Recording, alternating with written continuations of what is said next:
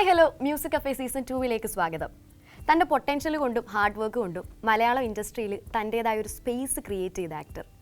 അദ്ദേഹത്തിൻ്റെ എൻ്റെ personal favourite character ഏതാണെന്ന് ചോദിച്ചു കഴിഞ്ഞാൽ നീയും ഞാനും സിനിമയിലെ ഷാനു ആണ് എൻ്റെ favourite character, Siju Wilson. So let's welcome Siju Wilson. ചേട്ടാ, welcome to music cafe. Thank you Srinidhi. Okay Siju ചേട്ടാ, പഞ്ചവത്സര പദ്ധതിയാണ് അടുത്തതായിട്ട് റിലീസ് ചെയ്യാൻ പോകുന്നത്. 19ാം നൂറ്റാണ്ട് കഴിഞ്ഞിട്ട് അത്രയും നല്ലൊരു സിനിമ, അത്രയും ഹൈ ബഡ്ജറ്റ്, ഹീറോ ലീഡ് റോളിൽ വന്നു, നമ്മളൊക്കെ അത്രയ്ക്ക് ആഘോഷിച്ച ഒരു മൂവി, സെലിബ്രേറ്റഡ് മൂവി. അത് കഴിഞ്ഞിട്ട് നായകനായിട്ട് വരുന്ന സിനിമയാണ് പഞ്ചവത്സര പദ്ധതി. സോ അതിൻ്റെ വിശേഷങ്ങൾ എന്തൊക്കെയാണ്? ഫസ്റ്റ് ഓഫ് ഓൾ, ഇൻട്രൊഡക്ഷൻ പറഞ്ഞ സമയത്ത് നീയും ഞാനുള്ള ക്യാരക്ടറിൻ്റെ പേര് പറഞ്ഞു, ഷാനു എന്നുള്ളത്. ഭയങ്കര സ്പെഷ്യൽ ആയിട്ടുള്ളൊരു ക്യാരക്ടറായിരുന്നു. അത് തിയേറ്ററിൽ അങ്ങനെ അത്ര വർക്കായില്ല ആ മൂവി. പക്ഷേ ഓൺലൈനിലൊക്കെ ഇറങ്ങി കഴിഞ്ഞപ്പോൾ നല്ല അഭിപ്രായം. ഈ ക്യാരക്ടറും എനിക്ക് ഡിഫറെൻ്റ് ആയിട്ട് അത്ര നാളും ചെയ്തിരുന്ന കഥാപാത്രങ്ങളിൽ ഒന്നെങ്കിൽ എന്താ പറയുക, എന്തെങ്കിലും ഹ്യൂമറസ് ആയിട്ടുള്ള ക്യാരക്ടറും അങ്ങനത്തെ രീതിയിലുള്ള സാധനങ്ങളാണ് വരുന്നത്. ചെറിയൊരു ഗ്രേ ഷെയ്ഡും ഉണ്ട്. ഇതിൽ ചെറിയൊരു ഗ്രേ ഷെയ്ഡ് ഉണ്ട്. അതുപോലെ തന്നെ ഒരു കുറച്ച് എന്താ പറയുക, ആ കോളേജ് പീരീഡൊക്കെ എനിക്ക് ഭയങ്കര ഇഷ്ടമുള്ളതാണ്. എൻ്റെ അടുത്ത് എൻ്റെ ഫ്രണ്ട്സൊക്കെ കണ്ടിട്ട് പറഞ്ഞാണ്, ഞാൻ കോളേജിൻ്റെ ഏരിയ കാണിക്കുന്ന കുറച്ച് പോർഷൻസ് ഉണ്ട്. അതിൽ ഞാനും അനുവും കൂടി നടന്നു വന്ന സംഭവമുണ്ട്. അപ്പോൾ അതിലിങ്ങനെ നടന്നു തിരിഞ്ഞൊക്കെ നോക്കുമ്പോൾ നമുക്കൊരു കാണുമ്പോൾ ഒരു കൊള്ളാം, നല്ല രസമുണ്ട്, ആ നോട്ടമൊക്കെ രസമുണ്ടായിരുന്നു ഫ്രണ്ട്സ് പറഞ്ഞായിരുന്നു. അപ്പോൾ എനിക്ക് ഭയങ്കര ഇഷ്ടമുള്ളൊരു ക്യാരക്ടറും കൂടിയായിരുന്നു. ഇപ്പോൾ ഡിഫറെൻ്റ് ആയിട്ട് തന്നെ ട്രൈ ചെയ്യാൻ പറ്റുന്ന സിനിമയായിരുന്നു. അതുപോലെ തന്നെ ഡിഫറെൻ്റ് ആയിട്ടുള്ളൊരു കോണ്ടന്റ് തന്നെയായിരുന്നു, അതുവരെ ഇറങ്ങാത്ത കോണ്ടന്റ് ആയിരുന്നു. അപ്പോൾ ഞാൻ എപ്പോഴും ശ്രദ്ധിക്കുക, കോണ്ടന്റ് പരമായിട്ട് എന്തെങ്കിലും ഡിഫറെൻ്റ് ആയിരിക്കും. എൻ്റെ മുന്നിറങ്ങിയ സിനിമ പോലെ ആയിരിക്കരുത് അടുത്ത സിനിമ എന്ന് ഞാൻ വിചാരിക്കാറുണ്ട്. കാരണം അത് എനിക്ക് തന്നെ കണ്ട് മടുക്കും. റിപ്പീറ്റേഷൻ ഓഫ് ക്യാരക്ടേഴ്സ് അല്ലെങ്കിൽ ലുക്ക് വൈസ് ആണെന്നുണ്ടെങ്കിലും എന്തെങ്കിലും ചേഞ്ചസ് ഞാൻ എന്താ പറയുക ട്രൈ ചെയ്യാറുണ്ട്. ഡിഫറെൻ്റ് ആയിട്ട് എന്തെങ്കിലും ചെയ്യാനായിട്ട് ട്രൈ ചെയ്യാറുണ്ട്. അപ്പോൾ അതുപോലെ തന്നെ 19ാം നൂറ്റാണ്ട് എന്ന് പറയുന്ന സിനിമ ചെയ്ത് കഴിഞ്ഞപ്പോൾ വന്ന സിനിമയാണ് പഞ്ചവത്സര പദ്ധതി എന്ന് പറയുന്ന സിനിമ. ലീഡ് ക്യാരക്ടർ ഞാനല്ല, കലംബാസുരനാണ്. ഞാനത് അടുത്ത് ചോദിക്കാൻ വന്നത്. എന്താ ചേട്ടാ, നമ്മൾ ട്രെയിലറൊക്കെ കണ്ടു, സറ്റയർ ആണോ ബേസിക്കലി ഉദ്ദേശിക്കുന്നത്? സോഷ്യോ പൊളിറ്റിക്കൽ സറ്റയർ ആണ്. അത് വളരെ റിലവൻ്റ് ആയിട്ടുള്ളൊരു കാര്യം കൂടിയാണ്. എന്നാൽ അത് ഒരു കഥ, ഇപ്പോൾ പഞ്ചവടിപ്പാലം എന്ന് പറയുന്ന സിനിമ സറ്റയറാണ്. പക്ഷെ അത് ആ നാട്ടുംപുറവും കഥയും കാര്യങ്ങളൊക്കെ ആയിട്ട് ഒരു കഥ പോലെയാണ് നമ്മുടെ അടുത്തേക്ക് പ്രസൻറ്റ് ചെയ്തേക്കുന്നത്, അല്ലേ? അല്ലെങ്കിൽ ഇവിടെ നടക്കുന്ന കുറേ പ്രശ്നങ്ങളും കാര്യങ്ങളൊക്കെ, അല്ലെങ്കിൽ ലോകത്ത്, ഇന്ത്യ മഹാരാജ്യത്ത് നടക്കുന്ന കാര്യങ്ങളും ഇതൊക്കെ ഒരു കഥയുടെ രൂപേണ ആക്ഷേപഹാസ്യത്തിലൂടെ ആൾക്കാരിലേക്ക് എത്തിക്കുകയാണ് ചെയ്തത്. അപ്പോൾ ആ ഒരു ഫോർമാറ്റ് തന്നെയാണ് ഈ സിനിമയ്ക്കും കണ്ടേക്കുന്നത്, അങ്ങനെയാണ് ചെയ്തേക്കുന്നത്. ഓക്കെ, ഞാൻ ചോദിക്കണേ, സറ്റയറാന്ന് പറഞ്ഞുകൊണ്ട് ഞാൻ ചോദിക്കുക, സറ്റയർ സ്ക്രിപ്റ്റിന് ഒരു ഭയങ്കര ഒരു ചാലഞ്ച് ഉള്ളതെന്ന് പറഞ്ഞു കഴിഞ്ഞാൽ അത് ഓഡിയൻസിനെ കൺവിൻസ് ചെയ്യാൻ കുറച്ചും കൂടെ ഒരു ശ്രമം വേണ്ടി വരും. കാരണം പൊളിറ്റിക്കൽ സറ്റയർ വരുന്ന കഴിയുമ്പോൾ അത് കൺവിൻസിങ് ആവാൻ കുറച്ചും കൂടെ പാടായിരിക്കും. സോ ഈ സ്ക്രിപ്റ്റ് വായിച്ച സമയത്ത് ചേട്ടനത് ഫുള്ളി അത് കൺവിൻസ്ഡ് ആയിരുന്നു? അല്ലെങ്കിൽ എനിക്ക് സ്ക്രിപ്റ്റ് നറേറ്റ് ചെയ്യാണ് ചെയ്തത്, വായിക്കുകയല്ല ചെയ്തത്, നറേറ്റ് ചെയ്തത്. അപ്പോൾ എൻ്റെ സംവിധായകനായിട്ടുള്ള പ്രേംലാൽ, അദ്ദേഹത്തിൻ്റെ ആദ്യ സിനിമ ആത്മകഥയാണ്. ശ്രീനി സാറ് അന്ധനായിട്ടൊക്കെ ചെയ്തൊരു സിനിമയാണ്, നല്ല സിനിമയായിരുന്നു. അപ്പോൾ അദ്ദേഹമാണ് എൻ്റെ സംവിധായകൻ. അപ്പോൾ സ്ക്രിപ്റ്റ് എഴുതിയേക്കുന്നത് സജീവ് പാഴൂർ, തൊണ്ടി മുതലും ദൃക്സാക്ഷി എന്ന് പറയുന്ന സിനിമയുടെ സ്ക്രിപ്റ്റ് റൈറ്ററാണ്. അപ്പോൾ എൻ്റെ അടുത്ത് നറേറ്റ് ചെയ്യുന്നത് പ്രേമേട്ടനാണ്. സജീവേട്ടനുണ്ട് കൂടെ. സജീവേട്ടൻ അന്ന് ഇപ്പം ത്രോട്ട് ഇൻഫെക്ഷനും അങ്ങനെയൊക്കെ ആയിട്ടുണ്ട്. പ്രേമേട്ടനാണ് നറേറ്റ് ചെയ്യുന്നത്. അപ്പോൾ ഡയറക്ടറല്ല, സജീവേട്ടന് ത്രോട്ട് ഇൻഫെക്ഷൻ ആയിരുന്നു, അതുകൊണ്ട് ഡയറക്ടറാണ് നറേറ്റ് ചെയ്യുന്നത്. അപ്പോൾ ഡയറക്ടർ നറേറ്റ് ചെയ്ത് ഫുള്ള് പറഞ്ഞു കഴിഞ്ഞപ്പോൾ എനിക്ക് വിഷ്വലൈസേഷൻ, ഒരു സിനിമ കാണാൻ പറ്റി. എനിക്ക് ആ സിനിമ പഞ്ചവത്സര പദ്ധതി എന്ന് പറയുന്ന സിനിമ എനിക്ക് കാണാൻ പറ്റി. അപ്പോൾ ഒരു സംവിധായകൻ ഒരാളും റൈറ്റർ വേറൊരാളായിട്ടിരിക്കുന്ന സമയത്ത് സംവിധായകൻ അത് അത്രത്തോളം ഉൾക്കൊണ്ടതുകൊണ്ടാണല്ലോ ആ സിനിമ അത്രയും ഭംഗിയായിട്ട് നറേറ്റ് ചെയ്യാൻ പറ്റുന്നത്. അപ്പോൾ ആ സിനിമ പുള്ളിയുടെ ഉള്ളിൽ നന്നായിട്ടുണ്ടെന്നുള്ളത് ഒറ്റയടിക്ക് നമുക്ക് മനസ്സിലാവും. അതുപോലെ തന്നെ സിനിമയും ഭയങ്കര ഇഷ്ടമായി. അപ്പോൾ അങ്ങനെയാണ് ഞാൻ പിക്ക് ചെയ്യുന്നത്. ഇത് വർക്കാവുമെന്നുള്ളത് എനിക്ക് ഉറപ്പുണ്ടായിരുന്നു, കാരണം എനിക്ക് കണക്റ്റായി. എന്നിൽ പ്രേക്ഷകനിലേക്ക് തീർച്ചയായിട്ടും കണക്ട് ചെയ്തിട്ടുണ്ടായിരുന്നു. അതുകൊണ്ട് തന്നെയാണ് സെലക്ട് ചെയ്തത്. ഇത് ഇപ്പം പറയേണ്ട സിനിമ തന്നെയാണെന്ന് എനിക്ക് തോന്നിയിട്ടുണ്ടായിരുന്നു. ഓക്കെ, ഈ കലംബാസുരൻ എന്നുള്ള ക്യാരക്ടറിനെ കുറിച്ച് പറഞ്ഞല്ലോ, അതെന്താ നമ്മുടെ മിന്നൽ മുരളിയൊക്കെ പോലെ? കലംബാസുരൻ സർവ്വരാജ്യ രക്ഷകനാണ്, സൗരയൂഥ പാലകനാണ്. അതാണ് എനിക്ക് പറയാനുള്ളത്. ബാക്കി കൂടുതലൊന്നും ഞാൻ ചോദിക്കട്ടല്ലേ. കലംബാസുരൻ എല്ലായിടത്തും ഉണ്ട്. അതെ, ഓക്കെ. ചേട്ടൻ ഇങ്ങനെ നിങ്ങൾ പലപ്പോഴൊക്കെ ആയിട്ട് കണ്ടിട്ടുണ്ടോ? കലംബാസുരൻ്റെ അടുത്ത് പോയിട്ടുണ്ടോ? കലംബാസ് സാറിനെ കണ്ടിട്ടുണ്ടാവും. രക്ഷിക്കണേന്നൊക്കെ പറഞ്ഞിട്ടുണ്ടാവും.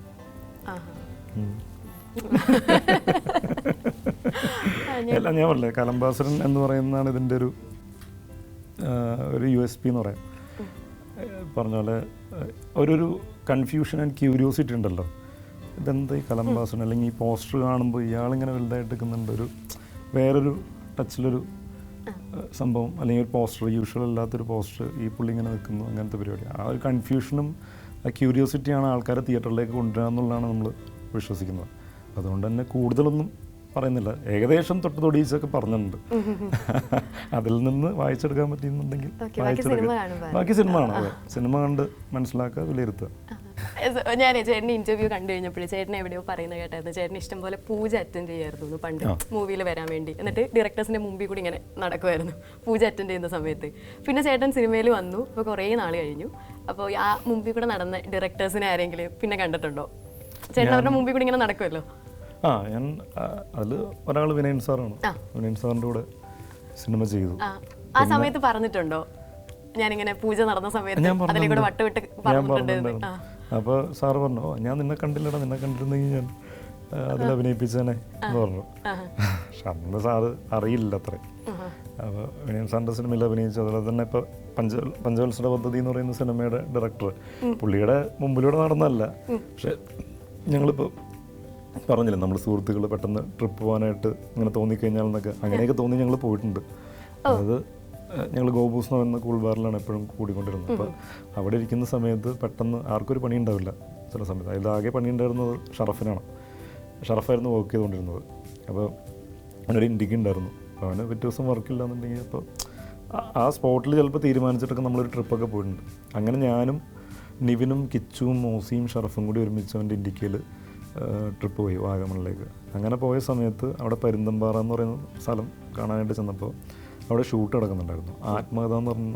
ആത്മകഥ എന്നായിരുന്നു സിനിമയുടെ പേര്. അത് ശ്രീനി സാറ് അഭിനയിക്കുന്ന സിനിമയായിരുന്നു. നമ്മൾ നിവിൻ ഉണ്ടല്ലോ, മലർവാടിയിൽ അഭിനയിച്ചിരിക്കുന്നതാണ്, ശ്രീനി സാറിൻ്റെ മകൻ്റെ പടത്തിൽ അഭിനയിച്ചാണ്. അപ്പോൾ പോയി പരിചയപ്പെടാമെന്നുള്ള രീതിയിൽ ഞങ്ങൾ അങ്ങനെ പോയി ശ്രീനി സാറിനെ മീറ്റ് ചെയ്യും കാര്യങ്ങളൊക്കെ ചെയ്തായിരുന്നു. അതിൻ്റെ സംവിധായകനായിരുന്നു പ്രേംലാൽ. അദ്ദേഹം അവിടെ ഉണ്ടായിരുന്നു, പരിചയപ്പെട്ടു എന്നാണ് എനിക്ക് തോന്നുന്നത്. പിന്നീട് പുള്ളിയുടെ സിനിമയിലാണ് ഇപ്പോൾ അഭിനയിച്ചത്. അപ്പം എന്തൊക്കെയോ ഒരു കണക്ഷനും കാര്യങ്ങളൊക്കെ അങ്ങനെ തോന്നുന്നു നമുക്ക്. ഈ സിനിമ അതുപോലെ എനിക്ക് ആത്മകഥ ഭയങ്കര ഇഷ്ടമുള്ള സിനിമയായിരുന്നു. ഞാൻ തിയേറ്ററിൽ കണ്ടിട്ട് നല്ല സിനിമ, അല്ലെങ്കിൽ നമുക്ക് മനസ്സിനൊരു സുഖം തരുന്നൊരു സിനിമ എന്ന് തോന്നിയൊരു സിനിമയായിരുന്നു. നല്ല സംവിധായകനായിട്ട് എനിക്ക് തോന്നിയ ആളായിരുന്നു. അപ്പോൾ അദ്ദേഹത്തിൻ്റെ ഒരു സിനിമയിൽ, എന്നാൽ വെറുതെ ഒരു സിനിമയല്ല, ഈ സിനിമയ്ക്ക് ഒരു പർപ്പസ് ഉണ്ട് ആളുകളിലേക്ക് എത്തിക്കാനായിട്ട്. അപ്പോൾ അങ്ങനെ ഒരു സിനിമയുടെ ഭാഗമാകാൻ, ഒരുമിച്ച് കൂടാനായിട്ട് പുള്ളിയുടെ ഒപ്പം സാധിച്ചു. അപ്പം അങ്ങനെ ഈ രണ്ടുപേരുടെ കൂടെയാണ് അങ്ങനെ സംഭവിച്ചത്. ഓക്കെ ചേട്ടാ, ഈ പഞ്ചവത്സര പദ്ധതി എന്നുള്ള പേര് സിനിമയ്ക്ക് വന്നത് എന്താ, 5 ഇയർ പ്ലാൻ ആണോ? 5 ഇയർ പ്ലാൻ എന്നാണ്. ഇത് ആദ്യമായിട്ട് നടപ്പിലാക്കുന്നത് നെഹ്റുവാണ്. അപ്പോൾ അത് കഴിഞ്ഞിട്ട് ഒരുപാട് പഞ്ചവത്സര പദ്ധതികൾ ഇവിടെ വന്നിട്ടുണ്ട്, നടപ്പിലാക്കിയിട്ടുണ്ട്. അങ്ങനെയാണ് പോകുന്നത്. ഇപ്പോൾ റീസെൻ്റ്ലി ഇപ്പോൾ ഏപ്രിൽ 26 നടക്കുന്നതും ഒരു പഞ്ചവത്സര പദ്ധതിയാണല്ലോ. 5 വർഷം കഴിഞ്ഞിട്ടുള്ളൊരു വോട്ടിംഗ് ഇലക്ഷനാണ് നടക്കുന്നത്. അന്നത്തെ ദിവസം തന്നെയാണ് പഞ്ചവത്സര പദ്ധതി എന്ന് പറയുന്നത് ഞങ്ങളുടെ സിനിമയാണ്. അപ്പോൾ ഇതെല്ലാം കൂടി കണക്റ്റഡാണ്. കണ്ടു നോക്കിയിട്ട് മനസ്സിലാക്കുക. അപ്പം എൻ്റെ ക്യാരക്ടറിൻ്റെ ഒരു സനോജ് കോൺട്രവേഴ്ഷ്യൽ ആവും തോന്നുന്നുണ്ടോ എന്തെങ്കിലുമൊക്കെ? നമ്മുടെ കഴിഞ്ഞ ദിവസം ഒരു പോസ്റ്റർ ഇറക്കിയിട്ടുണ്ടായിരുന്നു, ഇതൊരു ഹെയ്റ്റ് സ്റ്റോറി അല്ല, ഇതൊരു ലവ് സ്റ്റോറിയാണ് കലംബാസരൻ്റെ ഒക്കെ പറഞ്ഞിറക്കിയിട്ടുണ്ടായിരുന്നു. അത് ഇതെല്ലാം കണക്റ്റഡാണ്. കോൺട്രവേഴ്സി ആവുമെന്നുള്ളതൊന്നും അറിയില്ല. ആവട്ടെ, ആയിക്കഴിഞ്ഞാൽ അതുപോലെ എടുക്കാം. കാരണം നമ്മൾ അതിനകത്ത് പറയുന്നത് വളരെ റിലവൻ്റ് ആയിട്ടുള്ള കാര്യങ്ങളാണ് എന്നുള്ള വിശ്വാസം ഞങ്ങൾക്കുണ്ട്. കാണുന്നവർ തീരുമാനിക്കട്ടെ. ഓക്കെ, അപ്പോൾ സിനിമ കണ്ടിട്ട് നമുക്ക്. ഓക്കെ ചേട്ടൻ്റെ സിനിമയുടെ നമ്മൾ ഫിലിമോഗ്രാഫി എടുക്കാന്നുണ്ടെങ്കിൽ ക്യാരക്ടർ റോൾസ് ചെയ്തു, അത് കഴിഞ്ഞ് നായകനായിട്ട് വരുന്നു, ഹാപ്പി വെഡിങ് അങ്ങനെ നായകനായി വരുന്നു. അതിനുശേഷം ചേട്ടൻ ക്യാമിയോ റോൾസ് ചെയ്യുന്നുണ്ട് സിനിമകളിൽ. വരണേ ആവശ്യമുണ്ട്, അതെനിക്കിഷ്ടമുള്ള സിനിമ ഞാൻ പറയാൻ പറഞ്ഞു. ക്യാമിയോ റോൾസ് ചെയ്യുന്നുണ്ട്, പിന്നെയും ക്യാരക്ടർ റോൾസ് ചെയ്യുന്നു, നായകനായി വരുന്നു. അപ്പോൾ നമുക്കിങ്ങനെ ഒരു സിനിമ നായകനായിട്ട് ഇറങ്ങിക്കഴിയുമ്പോൾ അടുത്ത പിന്നെ ക്യാരക്ടർ റോളോ അല്ലെങ്കിൽ ഒരു ഗസ്റ്റ് റോളോ വരുമ്പോൾ ഒന്ന് കൺഫ്യൂസ്ഡ് ആവുമോ? അത് എടുക്കണോ, അല്ലെങ്കിൽ ഇനി നായകനായിട്ടുള്ള റോളുകൾ വരില്ലേ എന്നൊരു ചിന്ത ഉണ്ടാവുമോ? ഇല്ല, അങ്ങനെ ചിന്തകളൊന്നുമില്ല. കാരണം എനിക്ക് ഇമ്പ്രസീവ് ആവണം. ഒരു ക്യാരക്ടർ റോളാണ് ഞാൻ ഇനി പ്ലേ ചെയ്യുന്നുണ്ടെങ്കിൽ വ്യക്തമായിട്ടുള്ളൊരു സ്ഥാനവും അല്ലെങ്കിൽ അതിനൊരു ഞാൻ ചെയ്യുന്നതിന് എന്തെങ്കിലും ഒരു ഇത് വേണം, അല്ലെങ്കിൽ ആ ക്യാരക്ടറിനൊരു സ്ട്രെങ്ത് വേണം, അല്ലെങ്കിൽ ക്യാരക്ടറിൽ എന്തെങ്കിലും ചെയ്യാനുണ്ടാവണം എനിക്ക് എക്സ്പ്ലോർ ചെയ്യാൻ പറ്റുന്ന, ആക്ടർ എന്നുള്ള രീതിയിൽ എനിക്ക് എക്സ്പ്ലോർ ചെയ്യാൻ പറ്റുന്ന ഡിഫറെൻ്റ് ആയിട്ടുള്ള എന്തെങ്കിലും ഒരു കാര്യം അതിനകത്ത് വേണം എന്നൊക്കെ ഞാൻ ആഗ്രഹിക്കാറുണ്ട്. അങ്ങനെയാണെങ്കിൽ ഈ ക്യാരക്ടറുകളൊക്കെ ചെയ്യും, ഞാൻ ചെയ്യുന്നുണ്ട്, അങ്ങനത്തെ പ്രശ്നങ്ങളൊന്നുമില്ല. അത് നല്ല സിനിമയുടെ ഭാഗമാകാന്നുള്ളതാണ് ഒരു ഫാക്ടർ. അല്ലെങ്കിൽ നമ്മളൊരു സിനിമയിലുണ്ടാകുമ്പോൾ ആ സിനിമ കണ്ടു കഴിയുമ്പോൾ ഇയാളെന്തിനാ ഈ സിനിമ ചെയ്തതെന്നൊക്കെ തോന്നരുതല്ലോ. അപ്പോൾ പ്രേക്ഷകർക്ക് നമ്മളുടെ ഒരു വിശ്വാസമുണ്ട്. അപ്പോൾ ആ ഒരു വിശ്വാസം കീപ്പ് ചെയ്ത് കഴിഞ്ഞാൽ ലോങ് റണ്ണിന് അത് നല്ലതാണെന്നാണ് ഞാൻ വിശ്വസിക്കുന്നത്. അപ്പോൾ ഓഡിയൻസിന് അല്ലെങ്കിൽ നമ്മളെ വിശ്വസിച്ച തിയേറ്ററിൽ പടം കാണാൻ വരുന്ന ഓഡിയൻസിനെ ഒരിക്കലും നമ്മൾ മണ്ടന്മാരാക്കരുതല്ലോ. അപ്പോൾ അവരുടെ ഹാർഡ് ഏൺ മണിയാണ് അവർ നമുക്ക് തരുന്നത്. അതുപോലെ തന്നെ നമ്മളവരെ എൻ്റർടൈൻ ചെയ്യിക്കുന്നുണ്ട്, വെറുതെ അല്ല അവർ തരുന്നത്. അവർ നല്ല രീതിയിൽ എൻ്റർടൈൻ ചെയ്ത് കഴിഞ്ഞാൽ അവർ മനസ്സ് തുറന്ന്, അതാണല്ലോ ഇപ്പോൾ റീസെൻ്റ്ലി കോടികൾ വരികൊണ്ടിരിക്കുന്നത് മലയാള സിനിമ. അപ്പോൾ അവരെ ഉഗ്രനായിട്ട് എൻ്റർടൈൻ ചെയ്യാൻ പറ്റിക്കഴിഞ്ഞാൽ അവർ തീർച്ചയായിട്ടും നമ്മൾ തിരിച്ചാ സ്നേഹവും അതുപോലെ തന്നെ ഒരു സപ്പോർട്ടൊക്കെ തീർച്ചയായിട്ടും തരും. ആ ഒരു ഇത് കീപ്പ് ചെയ്യണം എന്നുള്ളൊരു ആഗ്രഹം എപ്പോഴും മനസ്സിലുണ്ട്. കാരണം ഞാൻ ഈ ഒരു പ്രൊഫഷനിലേക്ക് വരുന്ന എൻ്റെ 100% ഒരു സിനിമയ്ക്ക് വേണ്ടി അല്ലെങ്കിൽ ചെയ്യാൻ പറ്റുന്നൊരു പ്രൊഫഷൻ, അല്ലെങ്കിൽ ആത്മാർത്ഥമായിട്ട് നിന്ന് ചെയ്യാൻ പറ്റുന്നൊരു പ്രൊഫഷനിലേക്ക് വന്നെന്നുള്ള രീതിയിലാണ് അങ്ങനെ ചെയ്യുന്നത്. ഞാൻ എനിക്ക് വരുന്ന സിനിമകളിലെല്ലാം ഞാൻ ചെയ്യുന്നില്ല, ഞാൻ സെലക്ട് ചെയ്തിട്ടാണ് ഞാൻ പോകുന്നത്. എൻ്റെ അല്ലെങ്കിൽ മോട്ടീവ് മാറിപ്പോവും, പൈസ എന്നുള്ളൊരു മോട്ടീവ് മാത്രം ആയിപ്പോവും. പൈസ ആവശ്യമില്ലാത്തതുകൊണ്ടല്ല, പക്ഷേ ഈ സിനിമകളിലായിരിക്കും നമ്മളെ പിന്നീട് നമ്മൾ ഈ ലോകത്തുനിന്ന് പോയി കഴിയുമ്പോൾ നമ്മൾ വിലയിരുത്തുന്നു, അല്ലെങ്കിൽ നമ്മൾ അറിയപ്പെടുന്നതും ഈ സിനിമകളിലായിരിക്കും. അപ്പോൾ അങ്ങനെ മോശം സിനിമകളിൽ തലവെച്ച് അങ്ങനത്തെ ഒരു ആക്ടർ എന്നുള്ളൊരു പേരോ കാര്യങ്ങളൊന്നും വേണ്ട എന്നുള്ളൊരു തീരുമാനമുണ്ട്. നമ്മൾ കൊടുക്കുന്ന സിനിമകൾ ആൾക്കാർക്ക് ആസ്വദിക്കാൻ പറ്റണം. ഇപ്പോൾ ഞാൻ ചെയ്തേക്കുന്ന സിനിമകളിൽ എല്ലാം തന്നെ അങ്ങനെ ആർക്കും അങ്ങനെ ബുദ്ധിമുട്ടുണ്ടാകുന്ന സിനിമകളൊന്നും ഞാൻ ചെയ്തിട്ടില്ല. കണ്ടിരിക്കാൻ പറ്റുന്ന സിനിമകളാണ് ചെയ്തേക്കുന്നത് എന്നുള്ളതാണ് വിശ്വാസം. കാരണം മറിയം വന്ന് വിളക്കൂതി എന്ന് ഇപ്പോൾ നമ്മൾ നമസ്കാരത്തിൽ കളിച്ച പേരാണ്. അപ്പോൾ അത് എന്താ പറയുക, തിയേറ്ററിൽ വന്നപ്പോൾ അത്ര സക്സസ്ഫുൾ ആയില്ലായിരുന്നു. റീസെൻ്റ്ലി ഒരു ഫാമിലി അത് കണ്ടിട്ടുണ്ട്, ഒരുപാട് ചിരിച്ചു, ഭയങ്കര രസമായിരുന്നു. അത് OTT-യിൽ ഇറങ്ങി അല്ലെങ്കിൽ ഓൺലൈനിൽ ഇറങ്ങി കഴിഞ്ഞപ്പോൾ ഒരുപാട് അഭിപ്രായങ്ങൾ വരുന്നുണ്ട്. അപ്പോൾ ഇവരൊക്കെ തിയേറ്ററിൽ പോയ സിനിമ കണ്ടു കഴിഞ്ഞാൽ ആ സിനിമ ഭയങ്കരമായിട്ട് സക്സസ്ഫുൾ ആകുമായിരുന്നു. അപ്പോൾ അങ്ങനെ ഓഡിയൻസിന് ഇഷ്ടപ്പെടണം എന്നുള്ള രീതിയിലുള്ള സിനിമകളാണ് ഞാൻ കൂടുതലും, എല്ലാവരും അങ്ങനെ തന്നെയാണ് ശ്രമിക്കുന്നത്. പല രീതിയിൽ ചിലപ്പോൾ ആളും ഞാൻ അങ്ങനെയാണ് സെലക്ട് ചെയ്ത് പോകുന്നത് സിനിമകൾ. പിന്നെ അതുപോലെ തന്നെ എൻ്റെ ആക്ടർ എന്നുള്ള രീതിയിൽ എനിക്ക് എക്സൽ ചെയ്യാൻ പറ്റണം, ഗ്രോ ചെയ്യാൻ പറ്റണം, ഇതൊക്കെ ഞാൻ കാണും. അങ്ങനെ എന്നിട്ടാണ് സിനിമ സെലക്ട് ചെയ്യുന്നത്. ഓക്കെ, ചേട്ടൻ ഇങ്ങനെ ഒരു ഇൻ്റർവ്യൂവിൽ പറഞ്ഞ് ഞാൻ കേട്ടിട്ടുണ്ട്, ചേട്ടനെ എക്സൈറ്റ് ചെയ്യിക്കുന്നത് അല്ലെങ്കിൽ ചേട്ടന് ഇഷ്ടം തോന്നുന്ന കഥാപാത്രങ്ങളാണ് ചേട്ടൻ ചെയ്യുക എന്ന് ഇൻ്റർവ്യൂവിൽ പറഞ്ഞ് ഞാൻ കേട്ടിട്ടുണ്ട്. അപ്പോൾ നമ്മളിങ്ങനെ ഒരുപാട് സിനിമകൾ ചെയ്ത് അല്ലെങ്കിൽ 2-3 സിനിമകൾ നമ്മൾ ഫസ്റ്റ് ചെയ്ത് സക്സസ് ആയി വരുന്ന ഒരു സമയത്ത് ഇഷ്ടമുള്ള കഥാപാത്രങ്ങൾ ചൂസ് ചെയ്യും. അതിനോടൊപ്പം തന്നെ നമ്മൾ ആ സ്ക്രിപ്റ്റിൽ ഹുക്ക് ചെയ്യുന്ന എന്തെങ്കിലും ഒരു ഫാക്ടർ കാണുമല്ലോ. ചിലപ്പം പ്രൊഡക്ഷൻ നമ്മൾ നോക്കുമായിരിക്കും, എലോങ് സൈഡ് വരുന്ന ആക്ടേഴ്സിനെ നോക്കുമായിരിക്കും. ചിലപ്പോൾ സ്ക്രിപ്റ്റ് ഓൾ ടുഗദർ വായിക്കുമ്പം ഏതെങ്കിലും ഒരു സീൻ നമുക്ക് കണക്ട് ചെയ്യാൻ പറ്റും, അല്ലെങ്കിൽ പാട്ട്, അങ്ങനെ എന്തെങ്കിലും ഒരു ഫാക്ടർ കാണുമല്ലോ. സോ ചേട്ടൻ ഈ 2-3 സിനിമകൾ കഴിഞ്ഞതിന് ശേഷം ചേട്ടൻ ഒരു സ്ക്രിപ്റ്റിനെ അപ്രോച്ച് ചെയ്യുന്നത് എങ്ങനെ? അല്ലെങ്കിൽ ഒരാൾ കഥ പറയാൻ വരുമ്പോൾ ഞാൻ ഈ പറഞ്ഞ എന്തെങ്കിലും മാനദണ്ഡങ്ങളുണ്ടോ? അതർ ദാൻ ഇഷ്ടപ്പെട്ട ക്യാരക്ടർ അല്ലെങ്കിൽ ഇഷ്ടം തോന്നുന്ന ക്യാരക്ടർ എന്നല്ലാതെ പ്രൊഡക്ഷൻ ഹൗസോ എലോങ് സൈഡ് ആക്ടേഴ്സോ അങ്ങനെ എന്തെങ്കിലും നോക്കാറുണ്ടോ? തുടക്കത്തിൽ അങ്ങനത്തെ കാര്യങ്ങളുണ്ടായിരുന്നില്ല. എപ്പോഴും പറയുന്ന കഥയും കഥാപാത്രമാണ് എനിക്കെന്ത് ചെയ്യാനാണുള്ളത്, അല്ലെങ്കിൽ ഞാനെന്ന ഒരു അഭിനേതാവിന് എൻ്റെ അഭിനയം വേറെ രീതിയിൽ കാഴ്ചവെക്കാൻ പറ്റുന്ന എന്തൊക്കെ ഓപ്ഷൻസാണ് അതിനകത്തുള്ളത്, അല്ലെങ്കിൽ എന്തൊക്കെ സീനുകളാണുള്ളത്, എന്തൊക്കെ ഇമോഷൻസാണ് കൺവേ ചെയ്യാനുള്ളത്, ഇതൊക്കെ ആണ് ഫസ്റ്റ് ആൻഡ് ഫോർമോസ്റ്റ് തിങ് നോക്കുക. അത് കഴിഞ്ഞിട്ട് ടെക്നിക്കൽ സൈഡ് എന്തായാലും നോക്കും, പിന്നെ ആക്ടേഴ്സും നോക്കും ആരൊക്കെയാണെന്നുള്ളത്. കാരണം കൂടെ പെർഫോം ചെയ്യുന്ന ആൾക്കാർ നന്നായിട്ട് പെർഫോം ചെയ്യുന്ന ആൾക്കാരാകുമ്പോൾ ഒരു സീൻ തന്നെ ഭയങ്കര എൻഹാൻസ്ഡ് ആവും, സിനിമ തന്നെ മൊത്തത്തിൽ എൻഹാൻസ്ഡ് ആവും. ഇപ്പോൾ ഒരുപാട് മിസ്കാസ്റ്റിങ്സും അങ്ങനത്തെ കാര്യങ്ങളൊക്കെ പലപ്പോഴും സംഭവിക്കാറുണ്ട്. ഒന്നും പറഞ്ഞിട്ടില്ല, കാരണം ഒരു നായകനല്ല ഈ പറയുന്ന ആക്ടേഴ്സിനെയും ബാക്കി ടെക്നീഷ്യൻസിനെയൊക്കെ തീരുമാനിക്കുന്നത് നമ്മളല്ല, ഡയറക്ടറാണ് ക്യാപ്റ്റൻ ഓഫ് ദ ഷിപ്പ്. അദ്ദേഹം ആയിരിക്കും ഈ പറയുന്ന ടെക്നിക്കൽ സൈഡ്. നമ്മൾ ഓപ്ഷൻസും ഇതൊക്കെ ചോദിക്കുമായിരിക്കും, പക്ഷേ ഒരു ഫൈനൽ വേർഡ് വരുന്നത് അല്ലെങ്കിൽ ഫൈനൽ ഡിസിഷൻ എടുക്കുന്നത് സംവിധായകനായിരിക്കും. അപ്പോൾ ഇതൊക്കെ ഒരു ഫാക്ടറാണ് പിന്നീട് പോകുന്തോറും ഇപ്പോൾ 19-ാം നൂറ്റാണ്ട് പോലെ ഒരു സിനിമ ചെയ്ത് കഴിയുമ്പോൾ നമ്മൾ ടെക്നിക്കൽ സൈഡ് ആരൊക്കെയാണെന്നുള്ള എക്സ്പീരിയൻസ് ആയിട്ടുള്ള ആൾക്കാരൊക്കെ ഉണ്ടോ എന്നുള്ളത് നോക്കും. അല്ലെങ്കിൽ എക്സ്പീരിയൻസ്ഡ് ആയിട്ടുള്ള ആൾക്കാരല്ലെങ്കിൽ തന്നെ അവരുടെ നേരത്തെ വർക്കുകളൊക്കെ ഒന്ന് കണ്ടുനോക്കും. ഇപ്പോൾ ക്യാമറ അല്ലെങ്കിൽ എഡിറ്റർ അങ്ങനത്തെ ഇതൊക്കെ ഉണ്ടാവുമല്ലോ. ഇവരൊക്കെ ഭയങ്കര ഇമ്പോർട്ടൻ്റ് ആയിട്ടുള്ള ഫാക്ടറാണല്ലോ. എല്ലാവരും ഭയങ്കര ഇമ്പോർട്ടൻ്റ് ആണ്. ടെക്നിക്കൽ സൈഡും അതുപോലെ തന്നെ ഇതിനകത്ത് പ്രവർത്തിക്കുന്ന ആർട്ടിസ്റ്റുകളും ഇതെല്ലാം തന്നെ ഇമ്പോർട്ടൻ്റ് ആണ്. ഇതെല്ലാം ഒന്ന് മൊത്തത്തിൽ നോക്കും, നമ്മൾ അഭിപ്രായങ്ങൾ പറയും. പക്ഷെ അതിൽ നിന്ന് ഒരു ഫൈനൽ ഡിസിഷൻ എടുക്കുന്ന സംവിധായകൻ. ഞാനതിൽ ബലം പിടിക്കാറോ അല്ലെങ്കിൽ നിർബന്ധം പിടിക്കാറോ അങ്ങനെയൊന്നുമില്ല. കാരണം എൻ്റെ സിനിമ എന്ന് പറയുന്ന ഒരു ടീം വർക്കാണ്. ഇതിൽ നമ്മുടെ കയ്യിലുള്ളത് നമ്മുടെ അഭിനയം മാത്രമേ ഉള്ളൂ. ബാക്കി കാര്യങ്ങൾ നമുക്കൊന്നും ചെയ്യാൻ പറ്റില്ല. ഇപ്പോൾ വേറൊരാളുടെ അഭിനയത്തിനെ കുറിച്ചല്ല, സംവിധായകന് ചെയ്യുന്ന കാര്യമല്ല, ഈ പാട്ടോ ഇതൊന്നും നമ്മുടെ കയ്യിലില്ല. എൻ്റെ കയ്യിലിരിക്കുന്ന ആകെ അഭിനയം മാത്രമേ ഉള്ളൂ. അത് നന്നായി കഴിഞ്ഞാൽ എനിക്ക് മുമ്പോട്ട് ഇനിയും സിനിമകൾ കിട്ടും. അല്ലാതെ ഒരുപാട് ഇതിൽ ബാക്കിയുള്ളതിൽ ബോധേഡായി കഴിഞ്ഞാൽ എനിക്ക് എൻ്റെ കാര്യത്തിൽ ശ്രദ്ധിക്കാൻ പറ്റില്ല. അപ്പോൾ അതാണ് ഫസ്റ്റ് ആൻഡ് ഫോർമോസ്റ്റിംഗ് എന്ന് പറയുന്നത് ആ കാര്യമാണ്. ഓക്കെ ചേട്ടാ, ഇങ്ങനെ അത് എഗെയിൻ ചേട്ടൻ്റെ ഇൻ്റർവ്യൂ കണ്ട സമയത്ത് ചേട്ടൻ ഇങ്ങനെ പറഞ്ഞു ഞാൻ കേട്ടിട്ടുണ്ട്, ചേട്ടൻ സിനിമയിലേക്ക് ട്രൈ ചെയ്യുന്ന സമയത്ത് അമ്മ പറയുമായിരുന്നു വല്ല ജോലിക്കും പോടാ എന്ന് പറയായിരുന്നു. ആണോ? വല്ല പോയി വല്ല സിനിമയും ചെയ്യണമെന്ന് പറയും. കാരണം ഒരു സിനിമ കഴിഞ്ഞാൽ കുറച്ച് ബ്രേക്ക് വേണം. അങ്ങനെ ഒരു ബ്രേക്ക് വരാറുണ്ട് അടുത്ത സിനിമ തുടങ്ങാനായിട്ട്. നമ്മളെ ഇപ്പൊ പഠിച്ചുകൊണ്ടിരിക്കുന്ന സമയത്തെ വീട്ടിലെ അമ്മമാര് പറയുന്നതേ മറ്റവന്റെ മാർക്ക് കണ്ടില്ലേ, ഇത്രയും മാർക്ക് മേടിക്കുക, അങ്ങനെ ഒരു കമ്പാരിസൺ വരുന്നത്. അപ്പൊ സിനിമ ചെയ്യുന്ന സമയത്ത് എന്താ കമ്പാരിസൺ വരുന്നത്? ഇന്നാളുടെ സിനിമ ഇറങ്ങി ഹിറ്റായി, നിന്റെ സിനിമ ഇറങ്ങില്ല, അങ്ങനെ പറയുമോ? അങ്ങനൊന്നും പറയാറുണ്ട്. എല്ലാവരും പോയി സിനിമകൾ ചെയ്തോണ്ടിരിക്കും, നീ ഇവിടെ എന്ത് വെറുതെ ഇരിക്കണെന്നൊക്കെ ചോദിച്ചോളൂ, അങ്ങനെയൊക്കെ ചോദിക്കും. അതൊക്കെ എപ്പോഴും കേൾക്കാറ്. അത് ചോദ്യങ്ങളുടെ രീതികൾ മാറുന്നുള്ളൂ. നേരത്തെ വല്ല പഠിക്കും പാടാന്ന് പറയും, ഇപ്പം അത് മാറി സിനിമ ഏതെങ്കിലും സിനിമ ചെയ്യാൻ പാടില്ലേ രീതിയിൽ ചോദിക്കും. അമ്മയുടെ ഏറ്റവും ഇഷ്ടപ്പെട്ട സിനിമ ഏതാ ചേട്ടന്? അമ്മയ്ക്കെല്ലാം ഇഷ്ടമാണ്, മകനാണല്ലോ അഭിനയിക്കുന്നത്.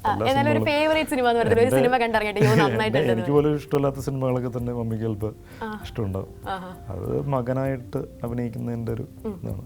ആദ്യത്തെ സിനിമ കാണുമ്പോൾ ഒരു നേരം എന്ന് പറയുന്ന സിനിമയാണ് ഒരു ക്യാരക്ടർ റോൾ ചെയ്തിട്ട് അങ്ങനെ കാണുന്നത്. അപ്പോൾ ഭയങ്കര ഹാപ്പിയായിരുന്നു. അങ്ങനെ ഒരു തിയേറ്ററിൽ ആളുകൾ റെക്കഗ്നൈസ് ചെയ്യുന്നു, അതുപോലെ തന്നെ നന്നായിട്ടുണ്ടെന്ന് പറയുന്നു, അപ്രീഷിയേറ്റ് ചെയ്യുന്നു, തിയേറ്ററിൽ സിനിമ കാണുമ്പോൾ ചിരികളുണ്ടാവുന്നു, ഇതൊക്കെ കാണാനുള്ളൂ.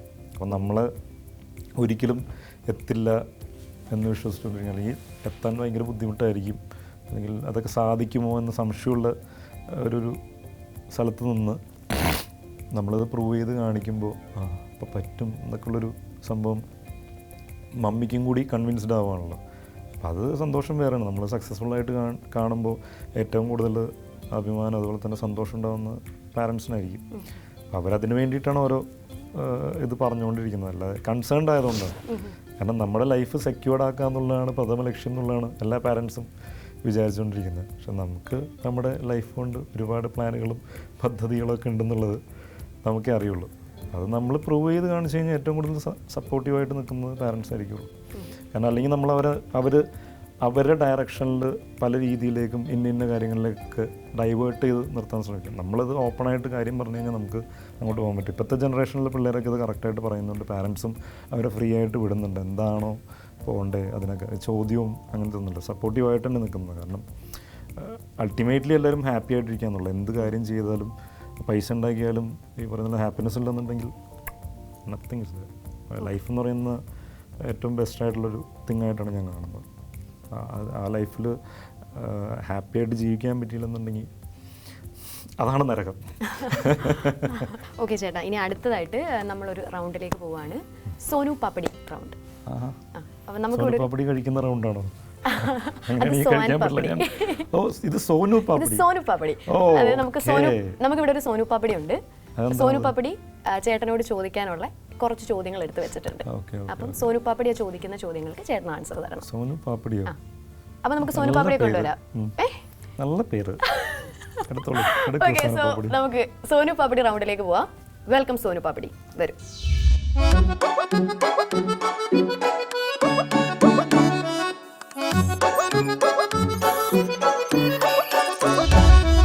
ഓക്കെ, അപ്പൊ നമ്മുടെ സോനു പാപ്പടി എത്തിയിട്ടുണ്ട്.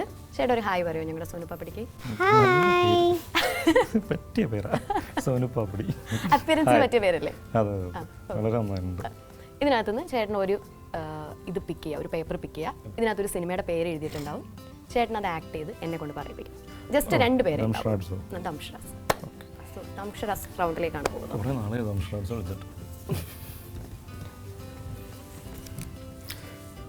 ഇത് താങ്കൾ തന്നെ എഴുതിയിട്ടേക്കുന്ന? അല്ലല്ല, ഞാനൊന്നുമല്ല, അവരാരും എഴുതിയത്.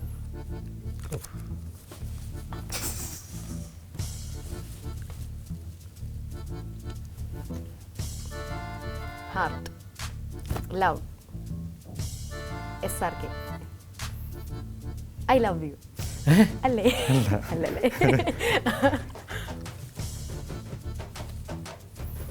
ഹാർട്ട്. ആരാ ആക്ടർ?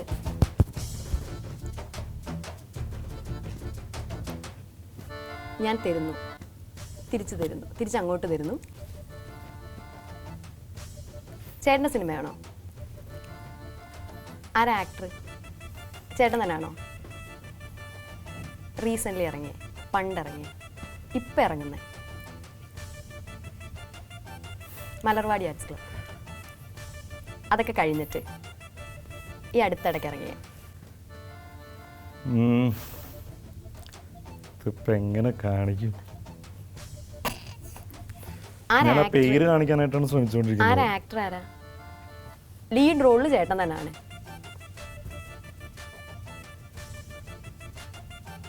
പ്രേമം ആണോ?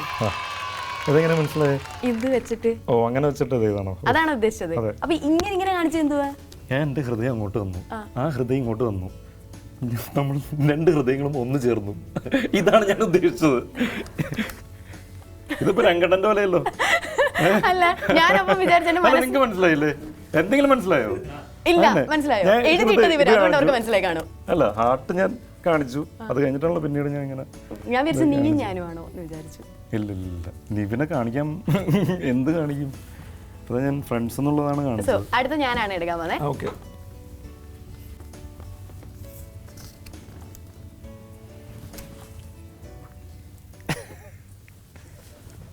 ഞാനുള്ള പടം, എൻ്റെ പടമാണ്, എൻ്റെ മൂവിയാണ്. രണ്ടാമത്തെ 3 വാക്കുകളുണ്ട്. 3 വാക്കുകളുണ്ട്. 2 കാണിച്ചുള്ളൂ. ഓക്കെ, 3 വാക്കുകളുണ്ട്. ഓക്കെ. യഥാർത്ഥ സ്വഭാവമൊക്കെ പുറത്തു വരുന്നുണ്ട് കുട്ടിയുടെ. 3 വാക്ക്. മറിയം വന്ന് വിളക്കൂതി. പിന്നെ ഞാൻ അവിടെ ഇരിക്കാം, പുറത്തേക്ക്.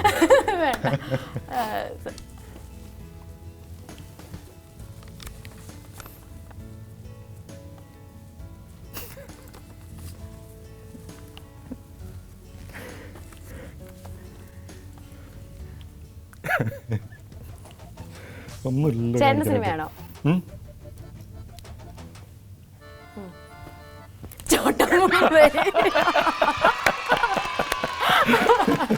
ഞാൻ ചിരിച്ചത്. ചേട്ടൻ്റെ സിനിമ കണ്ടിട്ടുണ്ട്. ഞാൻ കണ്ടു. ഭയങ്കര ഇഷ്ടമായി. നല്ല ഉഗ്രൻ പടം. അവർ എൻ്റർടൈനർ, നല്ല രസമുള്ളവരുടെ. അതുകൊണ്ടാണല്ലോ എല്ലാവരും ഭയങ്കര സിനിമ തിയേറ്ററുകൾ നിറഞ്ഞ് ഓടിക്കൊണ്ടിരിക്കുന്നത്. അതുകൊണ്ട് ഈ ഇറങ്ങിയിരിക്കുന്ന എല്ലാ സിനിമകളും അത്യാവശ്യം നല്ല ആവേശം, ഭയങ്കര ഉഗ്രൻ എൻ്റർടൈനറാണ്. ഒരെണ്ണം കൂടെ ഞാൻ എടുക്കാം. എൻ്റെ ആക്ടിങ് സ്കില്ല് തെളിയിക്കാൻ പറ്റുമോ നോക്കട്ടെ. ടഫായിട്ടുള്ള സാധനങ്ങളൊക്കെ വെക്കണ്ടേ? ഭയങ്കര എളുപ്പമായി പോയല്ലോ. ചേട്ടന് സമയമില്ല എന്ന് പറഞ്ഞല്ലോ, അതുകൊണ്ടായിരിക്കും. നേരം വെളുപ്പിക്കുന്നു, മനസ്സിലായല്ലേ? ടഫ്. അടുത്ത സിനിമ ഞാൻ ലീഡ് ചെയ്യുന്ന, റീസെൻ്റ്ലി ഇറങ്ങിയതാണ്.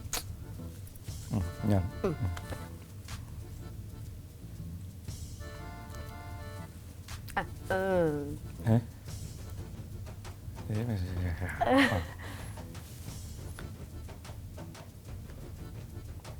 ആലോചിക്കുന്നു.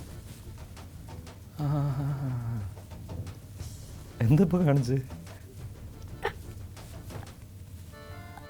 Break dance. ഞാനുള്ള ബ്രേക്ക് ഡാൻസുള്ള പടമാണ്. 2 രണ്ടാമത്തെ.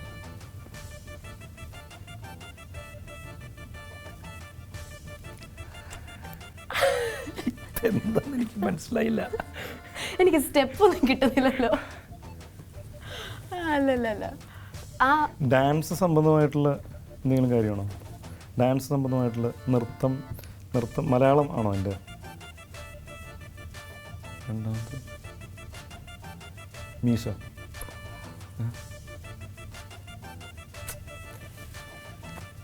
പെട്ടു. ഞാൻ അഭിനയിച്ച കുറച്ച് സിനിമകളുണ്ടല്ലോ. മാറ്റാണോ?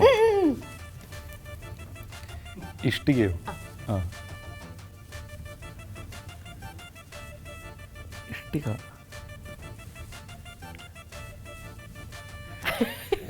ഇല്ല, മനസ്സിലായില്ല. എന്നെ ആരെങ്കിലും പാസ് ഉണ്ടോ പറഞ്ഞോട്ടെ. ഏയ് ഇല്ല, അഭിനയിച്ച് കാണിക്കണം. പറയുന്നതിന് പറയേണ്ട ആവശ്യമില്ല. അത് ഇല്ലല്ല, ഡാൻസ് എന്ന് പറഞ്ഞു കഴിഞ്ഞാൽ അഭിനയിച്ച് കാണിക്കാതല്ല. ഇഷ്ടികയുടെ വേറെ പേര് വായ വെച്ച് എനിക്ക് പറഞ്ഞു തരണ്ട, അനക്കാൻ പാടില്ല. ഇഷ്ടികയുടെ വേറെ പേര് ടൈൽസ്, കട്ട. ഓ, ഹൃതിക് റോഷനെ കാണിച്ചത്. പെട്ടെന്ന് ഹൃതിക് റോഷന്റെ സിഗ്നേച്ചർ സ്റ്റെപ്പ് അറിയാൻ പാടില്ല പറഞ്ഞു കഴിഞ്ഞാൽ ഞാൻ മറന്നുപോയി. ടെൻഷൻ കാരണം എനിക്ക് ഓർക്കാൻ പറ്റിയില്ല. ഏതായിരുന്നു ചേട്ടാ സിഗ്നേച്ചർ സ്റ്റെപ്പ്? ഇതല്ലേ? അയ്യോ, ഞാൻ ഇതായിരുന്നു ഉദ്ദേശിച്ചത്. പക്ഷേ മനസ്സിലായിട്ടുണ്ട്. അത് ഹൃതിക് റോഷൻ മറ്റേ നാടോടി നൃത്തം കളിക്കുന്ന പോലെയുണ്ട്. ഭയങ്കരമായി പോയിട്ടോ. ഇവിടുത്തെ കൊച്ചു കുട്ടികൾക്ക് വരെ അറിയാല്ല പുള്ളി മറ്റേ പരിപാടി കാണിച്ചേക്കുന്നത്. പെട്ടെന്ന് എനിക്ക് കിട്ടിയത്. കുഴപ്പമില്ല, ഈ എപ്പിസോഡ് അറിയാൻ കഴിയുമ്പോൾ കിട്ടിക്കോളും. നന്നായിട്ട് നല്ല ട്രോളുകൾ കിട്ടിക്കോളും. ഇങ്ങനെ ഡാൻസ് കളിക്കുന്ന ഹൃതിക് റോഷൻ.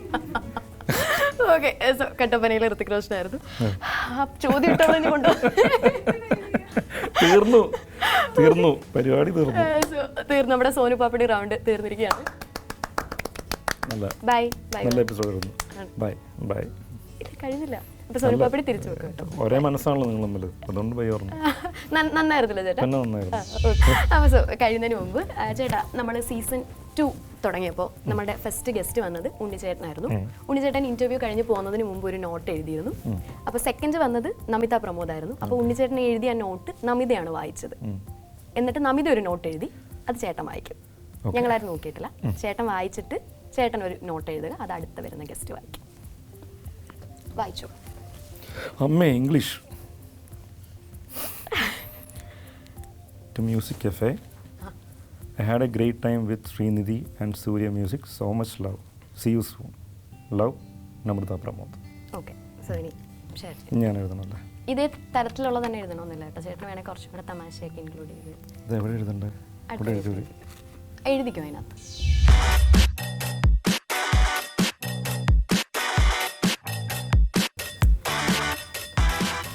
എന്നെ കുറിച്ച് കൂടെ എന്തെങ്കിലും പൊക്കി എഴുതണം. നാട്ടുകാർ പൊക്കി എയറിൽ നിർത്തി കഴിഞ്ഞതിന് ശേഷം പോരെ പൊക്കി പറയാം. ഇതിലൊരു കാര്യം ഞാൻ ഓർക്കുന്നതായിരുന്നു. ഞാൻ സിനിമ ചാൻസസും അല്ലെങ്കിൽ സിനിമയിൽ കയറാനായിട്ട് നടന്ന സമയത്ത് സിനിമയുമായിട്ട് അടുത്ത് നിൽക്കുന്ന എവിടെയെങ്കിലുമൊക്കെ കയറി പറ്റാനായിട്ട് ശ്രമിച്ചിട്ടുണ്ടായിരുന്നു. ഞാനപ്പോൾ ഈ വാഴക്കാല മെട്രോ എന്ന് പറയുന്നൊരു സ്റ്റുഡിയോ ഒക്കെ ഉണ്ട്. അവിടെ സീരിയൽസിനൊക്കെ ഡബ് ചെയ്യാനായിട്ട് വന്നിട്ടുണ്ട്. ഇതൊക്കെ സിനിമയായിട്ട് അടുത്തിക്കുന്ന സംഭവമാണ്. അതുപോലെ TV. അപ്പോൾ ഞാൻ സൂര്യ മ്യൂസിക്കിൻ്റെ ഇതിൽ VJ ആയിട്ടൊക്കെ കയറാനൊക്കെ ആയിട്ട് ശ്രമങ്ങളൊക്കെ നടത്തിയിട്ടുണ്ടായിരുന്നു. അപ്പോൾ ഇന്നിപ്പോൾ ഇവിടെ നിന്ന് ഗസ്റ്റായിട്ട് നിൽക്കുന്നതാണ് ഭയങ്കര സന്തോഷമുള്ള കാര്യമാണ്. അന്ന് അതായത് അതും TV എന്ന് പറയുന്നത് ആങ്കറിങ് അല്ലെങ്കിൽ VJing എന്നൊക്കെ പറയുന്ന ഈസി ടാസ്ക് ആയിട്ടാണ് ഞാൻ വിചാരിച്ചുകൊണ്ടിരുന്നത്. പക്ഷേ ഈസി അല്ല എന്നുള്ളത് എനിക്ക് നന്നായിട്ട് അറിയാം. നിങ്ങൾ നന്നായിട്ട് ഹാൻഡിൽ ചെയ്യുന്നുണ്ട്. നല്ലൊരു ടൈമായിരുന്നു മ്യൂസിക് കഫേയിൽ. Thank you so much. എന്നെ കൊണ്ടൊന്നും ഇങ്ങനെ പറ്റുമൊന്നുമില്ല ഹാൻഡിൽ ചെയ്യാനായിട്ട്. അപ്പോൾ ചിലപ്പോൾ അന്ന് കയറിയിരുന്നെങ്കിൽ ചിലപ്പോൾ പഠിച്ച് എന്തെങ്കിലുമൊക്കെ ആയേനെ. പക്ഷേ ഇപ്പോൾ സിനിമയിലേക്ക് എത്താനായിട്ടാണ് അതൊക്കെ ശ്രമിച്ചുകൊണ്ടിരുന്നത്. പക്ഷെ ഇന്നിപ്പോൾ സിനിമയിലെത്തിയിട്ടുണ്ട്. അതുകൊണ്ട് നിങ്ങൾ രക്ഷപ്പെട്ടു. നിങ്ങളുടെ പടി പോയാണ്. ചുമ്മാ. Thank you so much. Thank you Srinidhi.